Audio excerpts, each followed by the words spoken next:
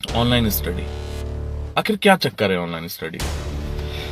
पहली बात तो स्कूलों को ये हथकंडा मिल गया। जब आप फीस पे करने की बात करते हैं तो ये कहते हैं कि हम आपके बच्चों को ऑनलाइन स्टडी करवा रहे हैं। मैं मैनेजमेंट और स्कूल स्टाफ और स्कूल से ये कहना चाहता हूँ, trust me, we don't need it. हमें जरूरत ही नहीं है ऑनलाइन स्टडी की।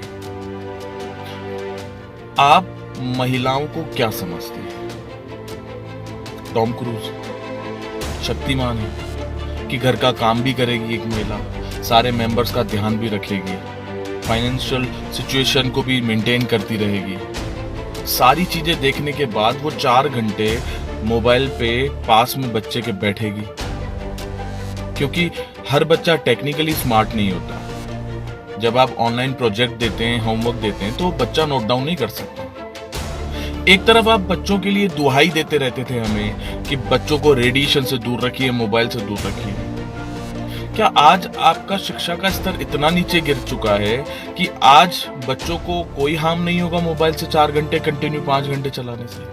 क्या आज बच्चों को कोई उनके स्वास्थ्य पर प्रभाव नहीं पड़ेगा इन चीजों का? चलो मान लिया एक बार वो कर भी देंगे, लेकिन उसके साथ एक महिला या एक पुरुष को बैठना पड़ता है, उसके मदर या फादर को बैठना पड़ता है, क्योंकि हर बच्चा इतना स्मार्ट नहीं होता है कि आपका ऑनलाइन स्टडी देखे और उसके बाद बैठ के नोट डाउन करे, होमवर्क करे।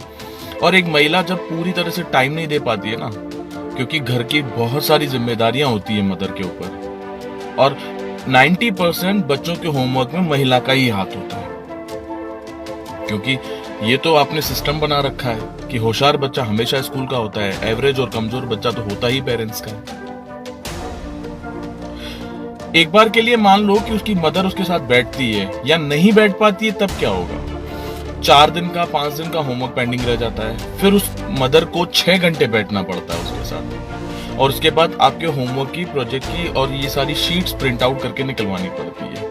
2 दिन या 3 दिन का खर्चा होता है 50 रुपए का प्रिंट आउट का, यानी आपको फीस भी पे करें हम और उसके बाद ये खर्चे भी हम करें। उसके बाद आपका एक लॉजिक आता है कि हमारे पास टीचर्स को देने के लिए पैसे नहीं, हमें स्टाफ को पैसे देने होते हैं। आई एग्री विद दिस, लेकिन एक चीज बताइए, जब आप बरसों से स्कूल चला रहे हैं, बरसों से पेरेंट्स से कमा रहे हैं, क्या पेरेंट्स ने कभी आपको बोला कि हमें डिस्काउंट दीजिए? क्या पेरेंट्स ने कभी आपको ये चीज बोली कि सर इसमें ने प्लीज फीस मत लीजिए और आपने ना ली हो?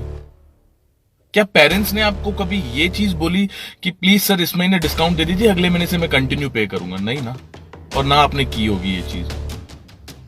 तो एक चीज बताइए, सिर्फ इतनी बताइए कि जब बरसों से आप स्कूल चला रहे हैं, बरसों से आप पेरेंट्स से फी ले रहे हैं कंटिन्यू, प्रोजेक्टों के लिए, हर चीज के लिए, tuition fees, school fees, activity fees ये ले रहे हैं, तब आप कैपेबल नहीं हैं स्टाफ को पैसे देने के लिए, तो सोचिए मिडिल क्लास इंसान आपको कैसे फी दे देगा? जबकि बिजनेस बंद है, जॉब पूरी तरह से लोगों की जा चुकी है, खाने पीने की प्रॉब्लम्स चल रही हैं, इतनी सारी प्रॉब्लम्स, उसके बाद कैसे फी पे करेगा? एक चीज बताइए, मैं आप ही से आपका सवाल कर रहा हूं, आपके घर में अगर कोई दूध वाला नहीं आता है 30 दिन, मान लो 1 महीना पूरा नहीं आता है, क्या आप उसे दूध के पैसे देते हैं? तो जब स्कूल बंद है तो फिर स्कूल के पैसे कैसे? सीधे तौर पे दूसरी बात समझिए, शुरू से लेकर आज तक आपने जो धंधा किया है ना, वो मैं बताता हूं। पहला धंधा, जहां से आपने कहा वहां से यूनिफॉर्म ली, जहां से आपने स्टेशनरी बोली वहां से हमने स्टेशनरी ली, जहां से अपने प्रोजेक्टों के लिए आपने एसेसरीज बोली हमने वहां से ली। क्या ये हम सब नहीं जानते पर्टिकुलर शॉप से हमें परचेस करने के लिए क्यों कहा जाता है?